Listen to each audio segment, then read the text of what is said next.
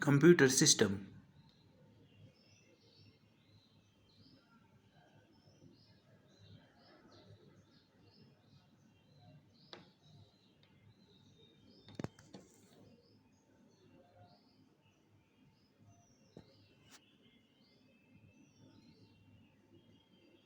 The terms fooba, foo, ba, and others are used as metasyntactic variables in placeholder names in computer programming or computer-related documentation. They have been used to name entities such as variables, functions, and commands whose exact identity is unimportant and serve only to demonstrate a concept.